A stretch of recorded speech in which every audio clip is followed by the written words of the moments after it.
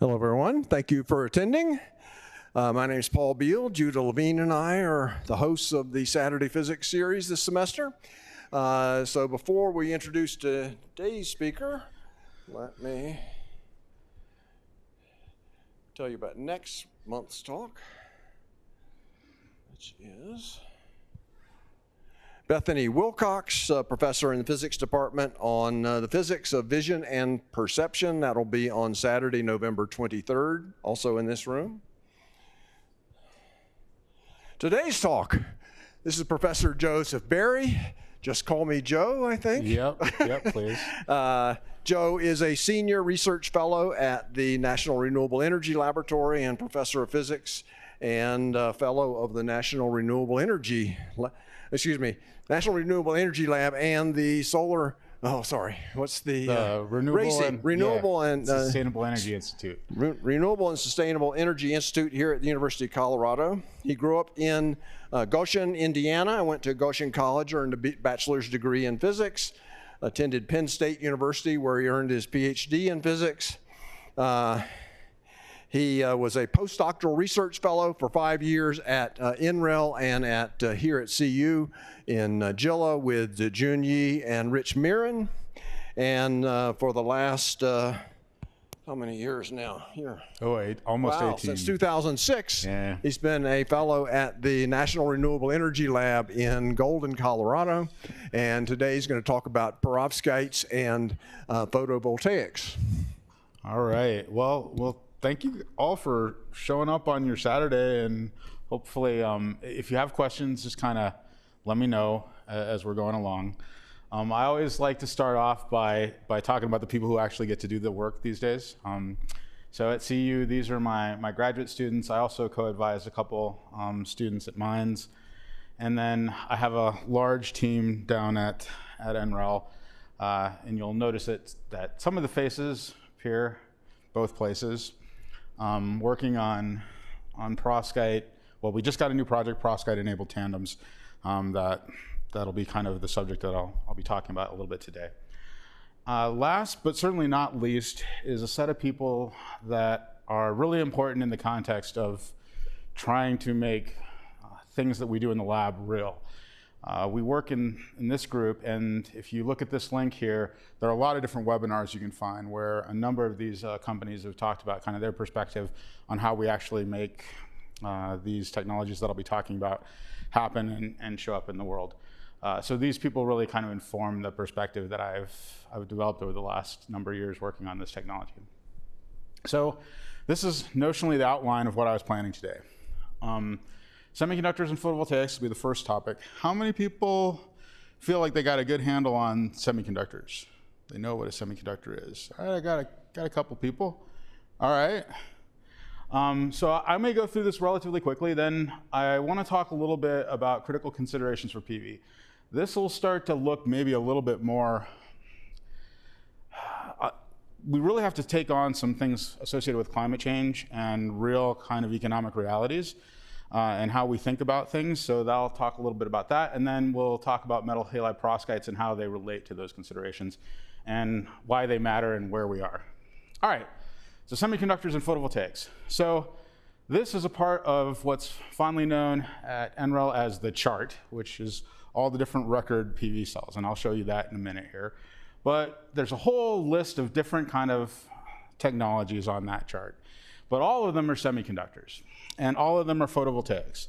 There are other solar energy conversion technologies. There are things like solar thermal, right? There's concentrated solar power. If you've ever seen one of these big receptors and all these mirrors, that's a different thing. So when we're talking about photovoltaics, we're talking about directly turning photons into electrons in holes and pulling them out. And I'm biased because I'm a physicist, I'm a semiconductor physicist, but I think this is the technically most sophisticated and the best way to harvest solar energy. But to be fair, right, a lot of these other ways to do it have a lot of value as well. There are some challenges with PV, dispatchability, stability, and durability, as we'll talk about. If you think about it, right, we're talking about semiconductors that we want to put on somebody's roof for 30 years. And that creates a lot of challenges. So in terms of research, I do a lot of device physics. We do some new materials, and the materials that I'm working on now, the perovskites. So when I started at NREL in 2006, they were not a thing. They were not a thing, full stop. Like we didn't, I mean, somebody somewhere had basically played around with them in kind of a test tube for some stuff, but nobody had actually used them for PV at that point. So we've really only been doing them for PV for about a decade. All right, so this is essentially the definition of metals, insulators, and semiconductors, right? So we talk about these materials in terms of what their resistance looks like as a function of temperature, all right? So a metal, as we make it cold, the conductivity becomes high, the resistivity goes low. Some metals, right, we drive them low enough they can be superconducting. An insulator does the opposite. As we make it colder, right, we can't flow any current through it. And as you might expect, a semiconductor does something in between the two, right? This is what it does. So what's really happening here? A semiconductor material, like all materials, is made up of different atoms. But the thing that we're leveraging is that if we think of an atom as a two-state system, when we bring multiple atoms in close proximity, right, the energy states of those atoms hybridize when we make, say, a molecule. And if we continue to do that, we get essentially continuous bands of states that are essentially occupied or unoccupied, depending upon what atoms we're choosing and what kind of orientation in space we basically stuff them into, right? And so we can get a metal when we create these bands of states, but they're continuous. So I can take an electron and I can add a little bit of energy to it, and it's got states that it can occupy. It can basically move around. Now, I can also have a metal where I've got some states that are available, but then I have a gap someplace else. But it's at high enough energy that maybe I just don't see it. Now, an insulator, I've filled up all of the states that are available. And so if I have an electron and I apply an electric field to that material, the electron wants to respond, but it can't because there are no energy states for it to basically respond to, to move into, essentially. And if I apply a big enough field, well, sooner or later I can get it to kind of go, but maybe I destroy the material at that point. So those are things that we think of as insulators. And a semiconductor is like an insulator, except that the gap is kind of intermediate sized, right? Not too big, not too small. So here what I've shown is typical semiconductor that you're probably all familiar with, silicon. And the other thing that I can do, so if all the silicon atoms are perfectly all in place, then I get this gap, and this is really going to behave kind of as an insulator, right? Unless I apply a lot of electric field to it, and then maybe I'll be able to excite something across, but maybe I also ruin the material. But if I put in an atom with a different valence, if I choose, say, arsenic in this case, I'll create an extra electron. And now that electron is available with relatively modest input to go up into the conduction band and move around. So that's how it can then conduct. Similarly, I can choose another atomic species, in this case, boron, and I can create a hole state, right, or an acceptor, where an electron from here doesn't have to jump all the way across, it just jumps into here, leaving a hole to float around here and act as essentially a positive charge. So one of the people that was one of my mentors said, semiconductors are like people. It's the defects that makes them interesting, right? And that's very true because this is what drives the functional properties of the semiconductor. So this is the world of common inorganic semiconductors. You'll see things like silicon, you'll see things like germanium, and there are two different types. One type is what we call direct gap, and the other is indirect gap. Now, direct gaps are really kind of interesting when we think about interacting with light. Because if we create an electron here and we have a hole here, the electron can drop down, and when it loses that energy in dropping, it'll create a photon and it comes out. That's what I'm using right here to actually even point at it. Similarly, then, if I think about absorption, which is going to be relevant to PV, I'm going to basically absorb a photon quite easily if I have a direct gap material. Now, if I have an indirect material, I can still do that absorption, but I don't get to do it right at the lowest kind of energies. Right? I have to essentially go from here up to here, and on the other hand, once the electron is here and the hole is here, they don't necessarily recombine unless something else happens, namely a phonon comes in or something else to transfer momentum. So we've got silicon over here, and we've got germanium, and then we have all of these non-binaries, these compound semiconductors. And the other cool thing about the compound semiconductors is we can kind of alloy, and we can move the band gaps around, and we can move the lattice constant around, assuming we keep them in, one crystal structure. Occasionally we have problems where we put too much of one thing in and it wants to change its structure, and that's something that we have to manage, but it's doable. All right, so we're going to leverage the fact that we can tune these band gaps around to basically change what energies of photons we absorb, or what photons we emit, right? In the case of a laser or an LED, that's the conjugate of what we're going to do in a PV device, where we're going to absorb it. So this is the basic structure from an electronic perspective of a photovoltaic device. Photon comes in. If it's above the energy gap of this intrinsic section here, it gets absorbed. Now, if it's significantly above that, it'll lose some energy, and there'll be phonons that come out, maybe also some photons, to be honest, as it loses that energy and then drops to the conduction band edge, and then we can extract it. And the hole does something similar. Now, we can have recombination events across here, right? We can lose those if we don't extract them quickly enough, or if we have defects in there that compromise this structure that we're trying to set up. Now, here I've also drawn it so that the electron can't really go out this way because there's this barrier, and we try to engineer those into really high efficiency PV devices. All right, I've got Herb Kromer's. How many people have heard of Herb Kromer? So Herb Kromer, unfortunately, I believe he just passed away. I had the pleasure of working with him. He is the father of the semiconductor heterostructure, and I believe won the Nobel Prize for that in 2001. So I try to make sure that we always draw this band diagram, because if we don't, we don't know what we're talking about. All right, and then there are a lot of other considerations in terms of like how fast all these different things that can happen, and how I manage that. So fundamentally, a PV device is not too different from what conceptually we came up with in the 70s. The devil is all in the details and the execution at some level. But okay, how do I pick what gap I want? Well, I pick what gap I want because I'm stuck with only one energy source, the sun, for solar anyway. And the sun is not single colored.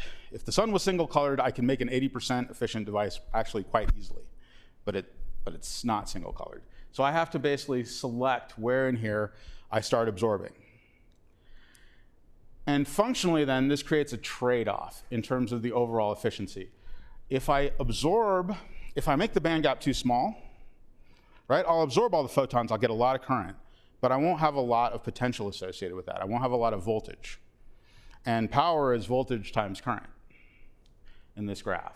So I want to maximize how far out this particular point is.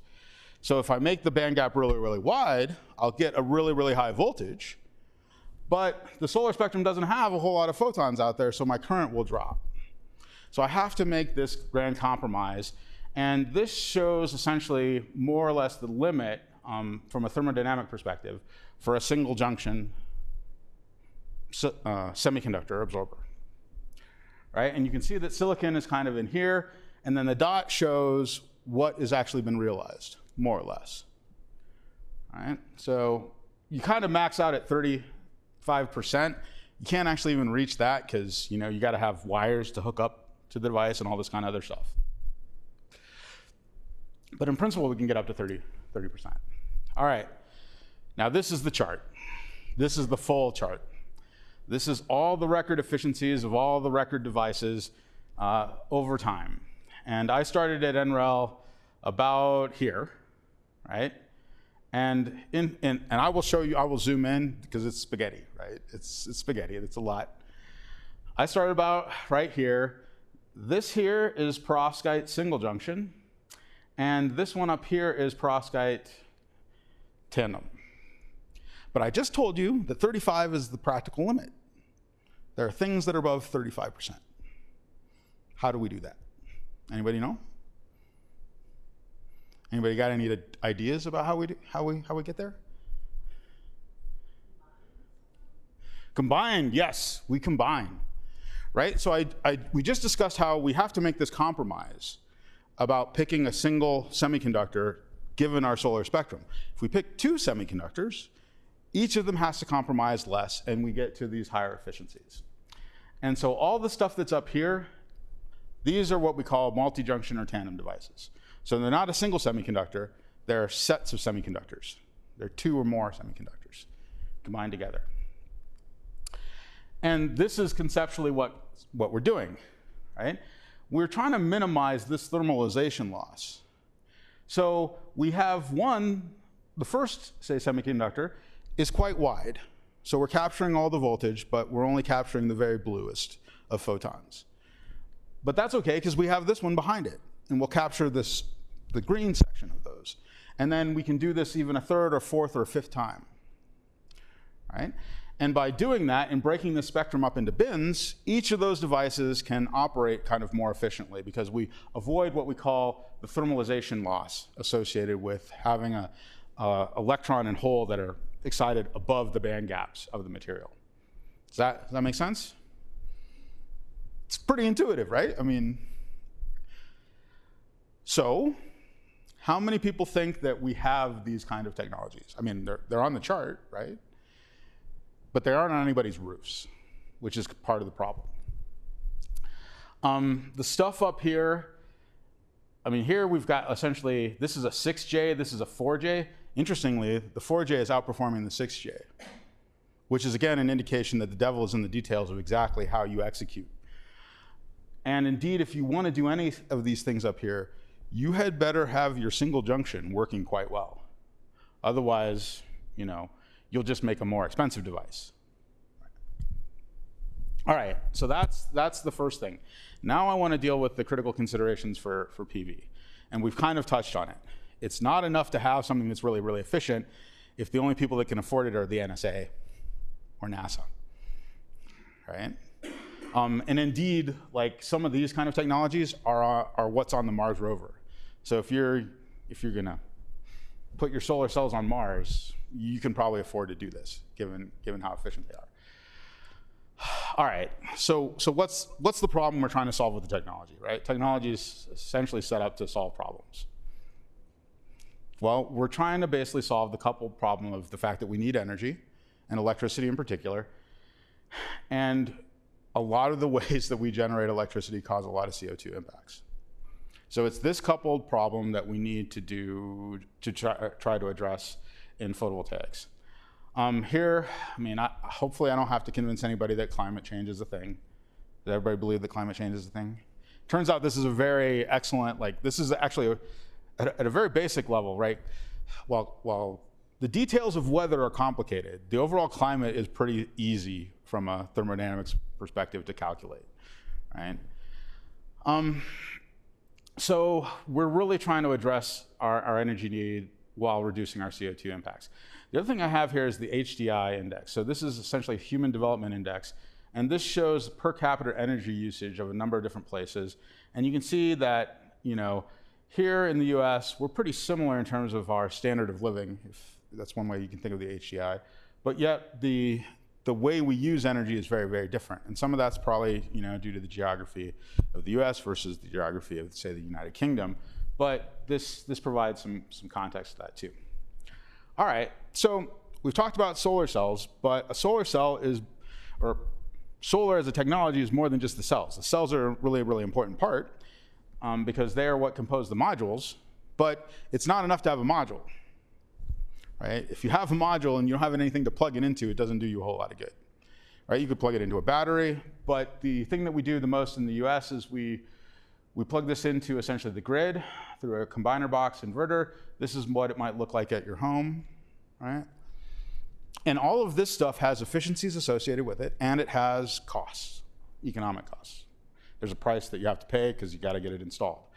This is why utility scale is kind of the thing that, in a perfect world, all other things being equal, is maybe the thing we would prefer. Having said that, you know, certainly in the case where we have grid accessible. If we don't have grid accessible, that really does change the economics of this.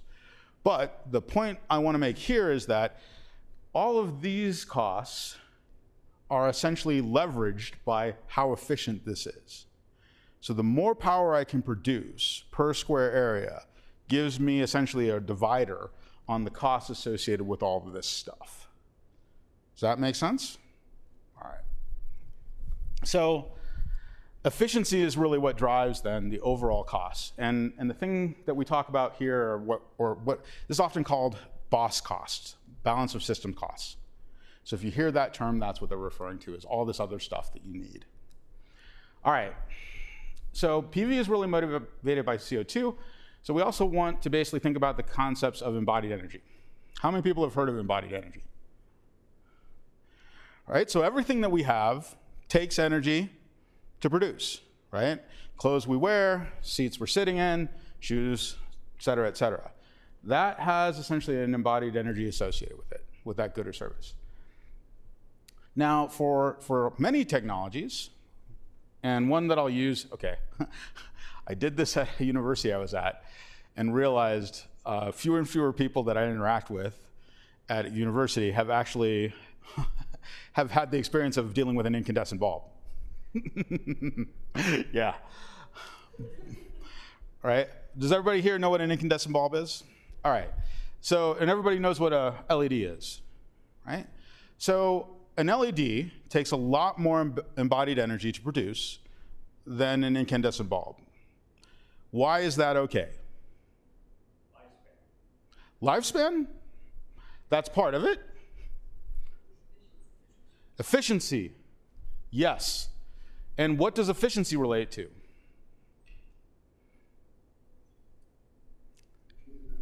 The energy consumption, right? So the key thing about a light bulb is its energy profile is not dominated by its production, it's dominated by its use. Make sense? So in the case of an LED, we really win by it being more efficient. We'd also like it to be longer lasting because that's basically an extra return on our investment. But that's how we win with an LED. All right? So when we're thinking about PV systems, they're energy generators.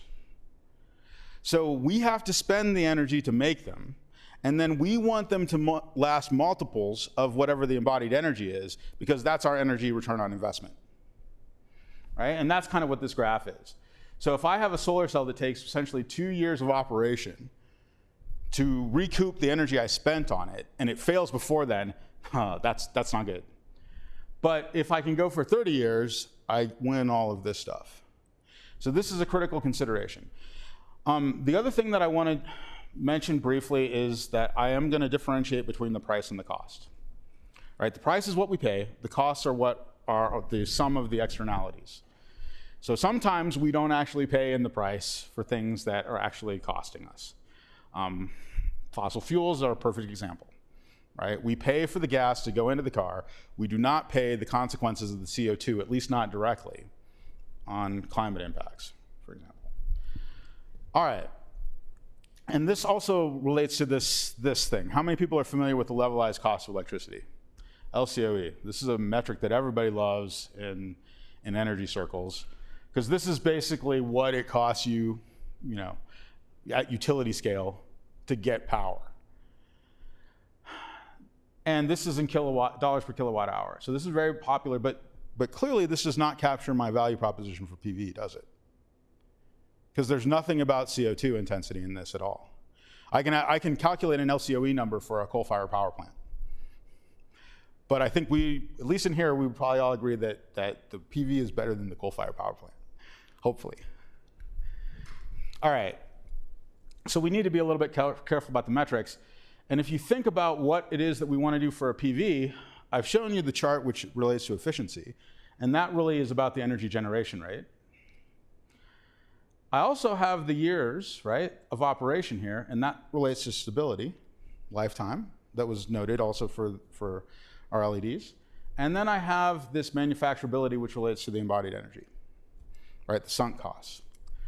So this is the record module efficiency chart rather than the cells. So what I showed you before is the long-standing chart that we've had for many, many years that everybody loves, but this is a little bit more real. And so what we have here are modules, which are many, many things. So these are basically what people are installing out in utility scale plants or on people's roofs. And if you look here, there are the things that are out at volume are orange, right? Because the module sizes are very, very large. And you'll notice that, okay, all the stuff here is like green or yellow that's in here. None of these are deployed terrestrially at any kind of scale. The things that are deployed terrestrially at multi-gigawatt scale are silicon, both monocrystalline and poly, and CAD-TEL, which is this first solar point. Now, interestingly, the first solar point, right? CAD-TEL is it's not as efficient, so why would anybody deploy it? Any thoughts? Huh? Cost efficiency. That is definitely part of it, right? I'll also note that CAD-TEL is the only thing we produce in any kind of volume in the US. All right? So silicon is the industry leader. We'll get back to exactly what the value proposition is for CAD-TEL. But if we look at silicon, and this data is a little bit older than the most updated graphs that I showed you of the chart before, but the energy payback time is somewhere on the order of, these numbers are maybe a little bit high. You might find folks out there who are able to do it kind of at 1.5 year energy payback time. And if you think about it as a producer, any reduction in the embodied energy is money in my pocket, especially if I can improve the efficiency while doing it, right? So this is driven pretty heavily by industry, but it's on the order of two years or more for crystalline silicon. Now for the 3.5s, which are what we make multi-junctions out of, this is what's flown on the Mars rovers and what we make many multi-junctions out of. But I'm just showing the single junction. Single junction of gallium arsenide tops out at 30%. So it's really, really good, even as a single junction, right? It's getting a lot of its entitlement of that 35% that we can max out at. But the energy payback time is 4.5 or 5 years, right? So you don't find this on people's roofs. You don't find it installed very many places. I have colleagues who are working at this, but it's a hard problem. Now we get to CIGS and CAD-TEL. Now CIGS is a technology that was always promising. There are many things about it that people like, but it has not been successful in the market for a variety of reasons that if you want to talk about it, I can do that, but for time I'm gonna keep moving. CAD-TEL, on the other hand, is produced at high volume in the US. This is the energy payback time. Not only is this the energy payback time, but the capital efficiency. How rapidly, like how much it costs you in terms of standing up a plant is also quite low. And the throughput is actually very, very high. So all of these things combine to make this a really, really attractive technology. Not only that, the efficiency is a number. It's an important number, but how well a panel does out in the real world is more complex than just the efficiency. It also has to do with how well it does in, say, low light conditions, and say at the beginning of the day and late in the day. And indeed, the value of electricity early and late in the day is not the same as it is in the middle of the day. And for those reasons, CAD-TEL is very, very appealing. Right? It's what we call energy yield is better. And then this is perovskites. This is a graduate student that we had a number of years ago at CU. I graduated and I just had a kickoff call with him and the company that he's working for doing perovskite photovoltaics for a new project that we have with DOE. So Dak, he's one of our stars that is really kind of making this happen in the world. And you can see this is some stuff that he did in graduate school where he's basically made perovskite thin film, right? And this material has efficiencies that are better than CAD-TEL or CIGS. And the energy payback time is even better from kind of a basic thermodynamic perspective. All right, now I put 0.18 years to 0.35. It might be better to talk about weeks now, all right? But this is the real kind of, is one of the key features that we have for perovskites that kind of drives everything else. The other thing is that, getting back to the details, well, how do we realize something like this in contrast to something like this for CAD-TEL. Well, for perovskites, these are predominantly solution processed. So that is to say, we're printing them out of things that look like printers. Or we're coating them, right, in a roll-to-roll fashion. So you can think about very, very high throughput and low input costs for that. And I'll use the word entitlement here, right? Because of that, we're entitled to very, very low energy payback times. Now, can we realize that is a separate question, certainly as it pertains to product zero, right?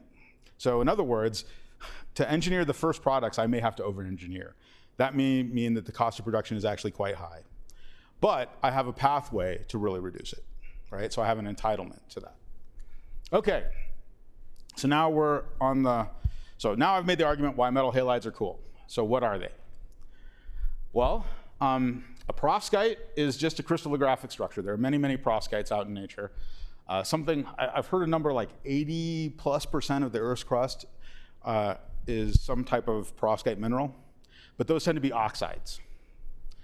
In contrast, what we're talking about here for photovoltaics are what we call metal halides. And they are hybrid metal halides to boot. So these are completely synthetic materials. They do not occur in nature at all. And they have this structure. Typically, these octahedra here have a metal center that is usually lead, maybe some tin, but mostly lead. Then we have these blue atoms out here, which are the halides. Iodide, bromide, chloride are the favorites. Iodide probably the most so. And then we have this A site here, right? So we refer to ABX3. So X is the ones out here, B is the metal, and then this is the A site. Now the A site here can be one of a number of things.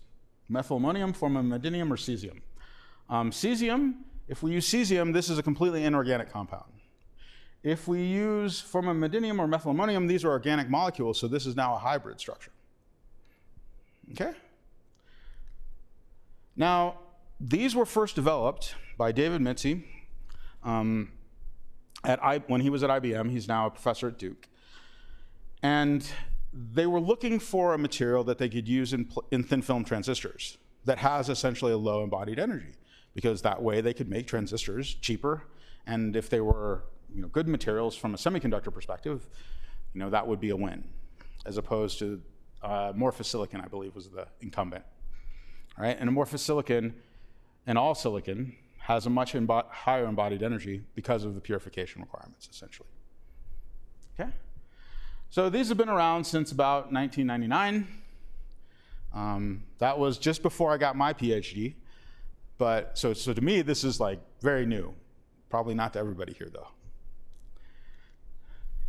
So what makes the metal halide special?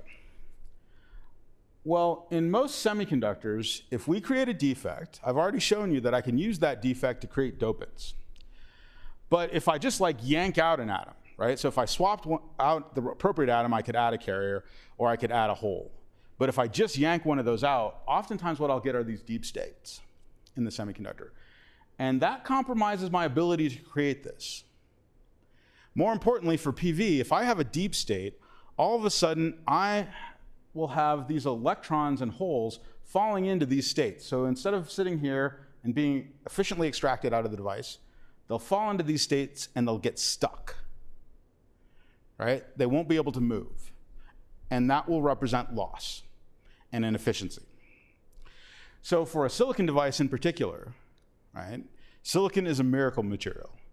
There is no other material that we make as pure as silicon in order to basically eliminate these defect states.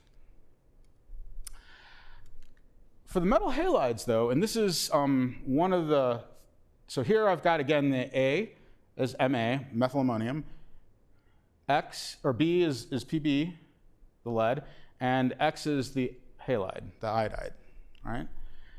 Now, this is one of the choices, and in this particular system, we've looked at it a lot. And so if I yank out one of these sites, right, if I yank out an A site or a B site or an X site, I don't create deep states, I create shallow states.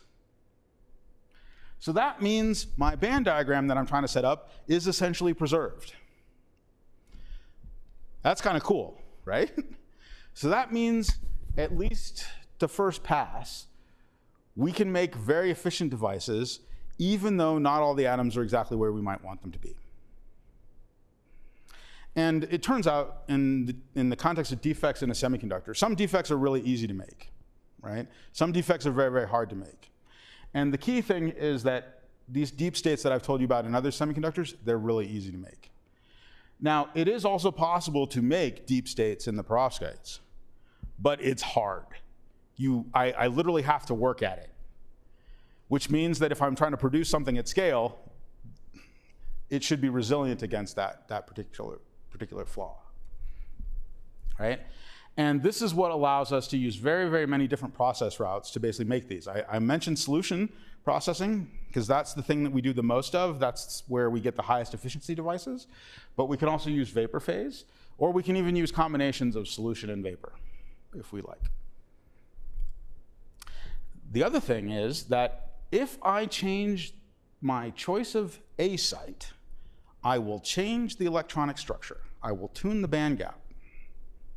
And if I can tune the band gap, that allows me entree into tandems. Does that make sense? So the key thing about a tandem is that we're going to make two different semiconductors where we're going to make different choices for those than if we made a single junction device. But that means then if I can tune the band gaps around, I can make those choices as efficiently and effectively as possible. If I can't tune it around, then I'm kind of stuck. So when I think about something like silicon, it's just silicon. I can't really tune it, so I'm kind of stuck with it. So it might be good as one of the junctions, but I can't make a multi-junction just out of the silicon, right? Or because it's only one component. Now the compound semiconductors, to the extent that I can tune them around, I can make those multi-junctions, and that's how I do it for the 3.5s for the space stuff. But here, I now have access to a solution process set of semiconductors that are very good optoelectronically and can be very efficient, and which I can tune around in terms of their band gaps. And so that means I can make multi-junctions just out of these, and even better, I can make multi-junctions out of other technologies where they don't have the ability to tune. So I can pair a silicon device up with a perovskite device to make a quite efficient device. And in fact, I showed you some of that data earlier. I can't remember whether I have it. Yeah, it's right here. Right? This is the silicon perovskite. So this is when I take silicon and add it to perovskite. And the kind of efficiencies I can get here, these are still just cells, they aren't modules, but this is 33.9%. This is outside of that entitlement window. So 35% is kind of the maximum, but if you looked at where silicon was, it wasn't right at the peak. It's farther down. This is beyond even the thermodynamic limit, not even the practical limit, you know, when we add wires and all the other stuff that reduce the efficiency.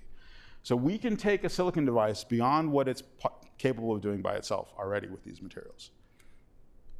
So we have the opportunity to do tandems. So silicon perovskite, I just talked about. In fact, this number is old, so because I just showed you, this is 33.9. We can do all perovskite tandems. I guess these are the values for what we're doing currently at NREL, right? We can do internally kind of 29.5. All perovskite tandems, 25. CIGS perovskite, over 24%, right? But we think that these can go beyond that 30% level that gets me into that green region that I highlighted before. All right, so sounds great. Why don't we have them? Cost? Well, so I made an argument that at a fundamental level, they should be lower cost, certainly in terms of energy costs. Lifetime, that's definitely one of them, right? So how is it we know that a solar panel will last for 30 years on somebody's roof? A silicon panel. Anybody know? You were asking for how long? Well, no, I'm saying how do we know that they can last for 30 years? Because we've been making them for a lot longer than 30 years. We've got the field data, right? We put them outside, we see what they do.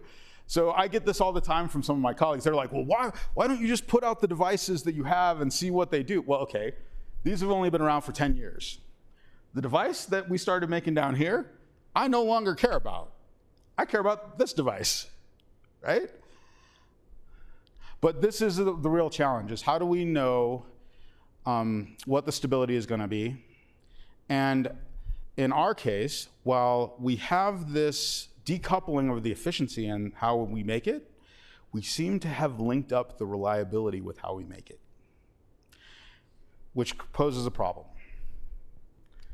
All right, but the goal now is to take what we can do at the cell level in perovskites and translate this over into tandems that are in this region of the chart. I will also show you and highlight out here, this is essentially the single junction perovskite line for a module. And again, what you'll notice is that it's already beating other thin film technologies, again, because at a fundamental level, the material is just better at doing PV. All right? This defect kind of tolerance is what we talked about. The absence of these deep states just enables that. All right, so manufacturing. What do we mean when we're talking about manufacturing? Scaling, making it big, right? Nobody cares if you got a little teeny tiny device. Well, they care, but they don't, nobody's gonna put that on the roof. So you gotta make it big. But that means really making the same thing all the time correctly. So I mentioned CIGS did not succeed as a technology. A lot of that came from the fact that the manufacturing requirements for it were quite difficult, which meant that the yield in production at high speed and high volume was expensive to execute, right? But it is entitled to a reasonably good production, ROI, energy ROI. So this is one of our big targets because we need to be able to do this. There's also an opportunity to think about remanufacturing. I didn't have a whole lot of it in here, but one of the other things that one could worry about is what happens to these panels after the end of their lives, right? And how do we think about what it means if we're at terawatt scale for that stuff to be out, and what happens to it. That's probably its own talk, if I'm honest, but if people have questions, I'm happy to answer it. All right, so where are we on this reliability question? Well, we can ask the question of where are the instabilities in the device? So this is a semiconductor sandwich, and again, what I want to do is I want to maintain this particular electronic structure over time as I put it outside.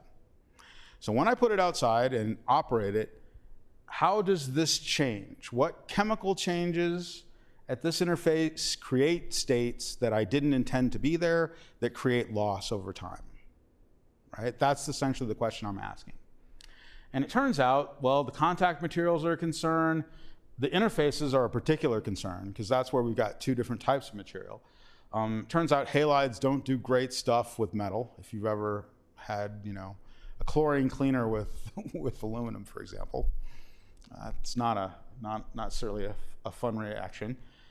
The perovskite active layer itself, there are some concerns there, but this is an area where we've done a lot of work, and this is not nearly as big a problem. But then there are also the questions of once we have a device, we got to package it up and put it outside. All right? The thing I often say is, if you took your cell phone and you put it on your roof for 30 years, you would not expect it to work anymore because the package is not set up for that, right? So we need to make sure that the packages are good, which is a whole area that's actually actively researched at NREL, even for incumbent technologies. So the way we think about this is that we need to basically show material level stability, but then we need to understand how these materials go together in a cell and into a module, and what are the real fundamental sources of instability there. So there's a lot of science. Now, this is a quote. I won't say where it came from. And it says, conventional wisdom, lessons from experience say unstable technologies do not succeed. I reject that. How many people have heard of Fairchild Semiconductor? No? All right. So Fairchild Semiconductor was a big semiconductor house. And at one point, these folks that were at Fairchild came to their board and they said, hey, we have this new technology. It's going to be the thing. And the board of directors was like, no, no, we are not going to do that because it's never going to be stable. And they went out and they founded another company. I'm going to ask how many people have heard of this company? Intel. How many people have heard of Intel? Yeah. So this is not a thing, right? Certainly as scientists, this is not a thing, right? We do not bow to, we bow to data, not conventional wisdom. So at a very kind of high level, the challenge is the following. I can measure the efficiency of a device in about 5 minutes. I can develop a new process to put together a device in days, right? I can do that. 30 years of stability, showing that you are really truly going to be 30 years stable, currently requires 30 years of data. That's kind of unacceptable unless we know enough to basically be predictive. And that's just a very, very, very demanding thing from a basic kind of science perspective. So the material physics and chemistry to do predictive measurements is really, really super demanding. So the last thing I'm going to do is kind of show you first where we have been at NREL.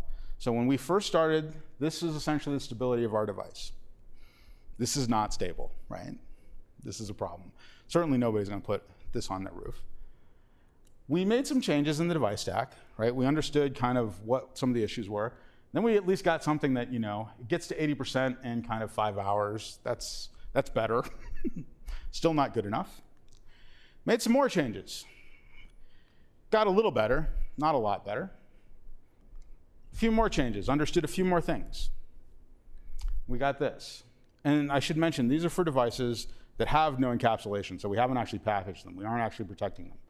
They aren't out in the big wide world, but they're on a bench in the lab. And we know that these metal halide materials, they're basically salts, which means water and oxygen are things that eat them up, right? So even though there's water attacking this stuff, we're still doing kind of okay. We improved it a little bit farther. We improved it yet farther. This result was published in 2018. This is over 1,000 hours of stability in ambient, under operation, while the device is actually doing the thing it's supposed to be doing. So why am I showing this? That's 3 orders of magnitude in 3 years. And it's no longer 2018. Now this is data that we got shortly after that, where we said, okay, we know that for this data, the thing that's really happening is water in the atmosphere is attacking it.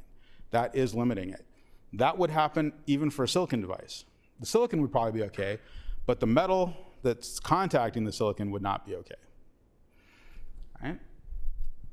So we said, okay, we're going to isolate from the water in the atmosphere. We'll put it in nitrogen, and we got 5,000 hours worth of data, which is great, but this data was really hard to, it's actually hard to keep the power on this long, turns out. We started and failed a couple times at this. But now I have this problem that in order for me to know whether I've really improved something, I have to wait 5,000 hours. 5,000 hours is like 6 months. That sucks, right? So, okay, what should we do? Any ideas?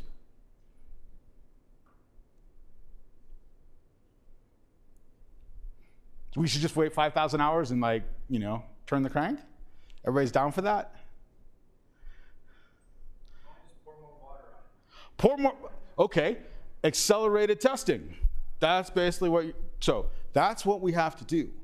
The catch with accelerated, and that's what we, in fact, need and are doing. It turns out not water. Turns out, again, because water we really can control out of existing PV panels. But if you think about it, the things we can't keep out light, because it's not a very good PV if you got to keep out light, and we can't keep out heat. So those are going to be 2 of the critical things that we essentially evaluate, and I'll show some of that next. But one of the other things we have to keep in mind, though, is that if you take an egg and you put it in an incubator with a little bit of heat, you end up with a chick. Take the same egg and you accelerate that process by putting it in boiling water, you get a very different product. Right? So we have to make sure that the acceleration kind of factors that we're applying are still relevant to what's really happening outside. So that's something to be concerned about. So this is a paper that was done by a group at Princeton. And in this case, they had two things that they thought about. They thought, well, the weak link for these systems is that organic part. So if we just use cesium, maybe we can make it more stable. That was their hypothesis. And that did limit their efficiency a little bit. These are only 17.5% devices. But they basically looked at a number of different temperatures, and they operated their devices. So now they've got them under illumination, and they're turning up the heat. And what they found is that there's a thermally activated degradation behavior. In other words, they could accelerate it.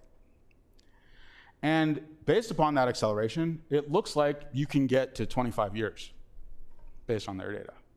Now, that doesn't mean you will. It means you might. It means you could.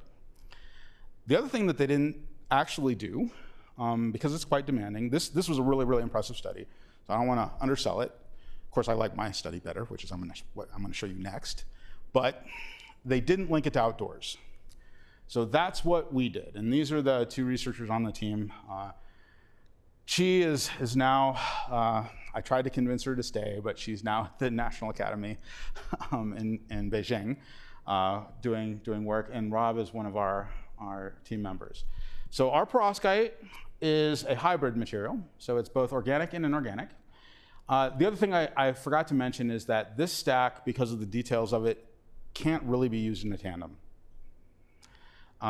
Because of some of the material choices that they made, the cell, in some sense, isn't good enough to make it worthwhile to do the tandem thing, right? This one is. So this is a tandem-ready stack. And the efficiency, because we are NREL, is better than Princeton's, right? So this is what our devices look like. And then this is what we did, just like what they did. We ran a bunch of devices at different temperatures, and we looked at the thermal activation of the degradation. And we found a number very similar to theirs, but actually a little bit better. Right? So the hybrid material actually does better than the inorganic, the all inorganic. And again, it doesn't mean that we can for sure get to 25, 30 years, but it means we have the opportunity. And then the last thing we've done is we actually fielded these devices outside. And we are able to understand their degradation in terms of the thermal activation. I will also say that we chose this particular architecture not because we thought it was the most stable one we could make. We chose it because it was the one we could make the same. All right? So this was published in Nature, I guess it was late last year. In addition to both of those two things, we also wanted to ask the question, well, where is it really failing? Right? There are all these places it could be failing. Where is it actually failing? Is it failing in that active layer because we didn't use an all inorganic? Is it failing at one of the interfaces? And we had an interface that we liked for the failure. And when we changed that interface, we actually improved, we didn't change this activation, but we did change the prefactor on the activation. So in other words, we were able to extend the lifetime out. So in contrast to the previous result, which kind of indicates you can maybe get 20 to 25, this is 30 to 35, at least in terms of the opportunity. All right, so all of that is for cells. Cells are great, but they're small, and we got to make many of them, put them together to make modules. This is a team that I am fortunate enough to be on, where we essentially are evaluating modules. And these are modules that, for various reasons, DOE didn't want my team making the modules. We are now making the modules because we make really good modules. But they're modules from other teams nationally that are different academic groups that are kind of at the top of the field, as well as companies. So these are some of the modules. They're thin film. And to date, there have been over 400 modules received, and they've been placed outside and evaluated. Now, in a module, in contrast to a cell, right, I just told you that we like the interface for the problem. Yeah, the interfaces are the problem. And in a module like this, we're making lots and lots and lots of interfaces. So we are compounding the thing that we think is the weak link in a way that's not awesome. So when we've evaluated many of these modules, so there are 400 of them, but they all Okay, so this is the initial efficiency outdoor, and if they have a little arrow, they're still going, right? But if they are closed like this one, they have died, and this is the fraction of a year that they have died at. So many, many of the modules died. This is to be expected because, right, when you first make the first thing, yeah, it turns out you don't actually know what you're doing. These and these devices have made it for over a year. This is one of our university partners. These are from a company. These are from a company. And we expect that these will exceed a year and in fact are on course to be likely kind of good for approximately 20 years based upon what it is that I know about them. This shows you the efficiency day over day. So this is essentially this energy yield that I mentioned before. So we put something outside. During the day, the irradiance can fluctuate, and we look at the total amount of power that's produced versus the irradiance that fell on the device. And then in a normalized fashion, we plot that efficiency. So these aren't the most efficient modules yet, but they are quite stable over many, many months. And then this is a QR code that basically takes you to this link where this chart is essentially updated repeatedly. And we have essentially the chart that I showed before, but we also have this one, which is for tandem devices. And you see that, okay, this one topped out at 20%. This one, most of the devices are kind of at the 20%, and certainly there are ones up here. Again, one of the companies that are doing quite well. But what you're seeing here is effectively the learning rate that we have for the technology. And I'll simply say the following. This red curve, this blue curve is the module life for a silicon module starting in 1975 when this program called the JPL block buy was initiated. So the lifetime of those modules was about the same of where perovskites were here. I just showed you, and when I put this together, this was for where we kind of started on that chart. I just showed you data that indicates we're over a year already, right? And we're kind of at 2024, so right in here. So we're on course here. And this red curve is an extrapolation that I've made, right? Because the rate at which we've improved the efficiency relative to silicon, I've calculated here. Silicon, we improved the efficiency 0.3% per year. For the perovskites, we've improved it, not including tandems, to be fair, 4.5% a year. If we can learn at that same rate for the reliability, we will get very quickly to devices that will have impacts at terawatt scale, which is kind of the target. And then the last but not least thing, circling all the way back to our energy payback time concept, this shows the energy payback time across different technologies. This is silicon, this is CAD-TEL, this is about a 2x delta. But you can see that I can also go from here to here by adding a perovskite. If I go to all perovskites, you can see I'm, again, about a factor of not quite 2, right, relative to CAD-TEL.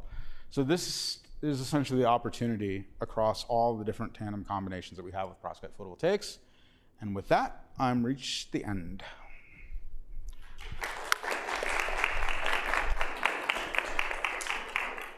So questions? Mm-hmm. That's two practical questions. If you have photovoltaic panels on a roof, residence, and they're absorbing all visible light that's not going to the roof, under it, that's casting shadow. Mm-hmm. So therefore, I don't think I need that.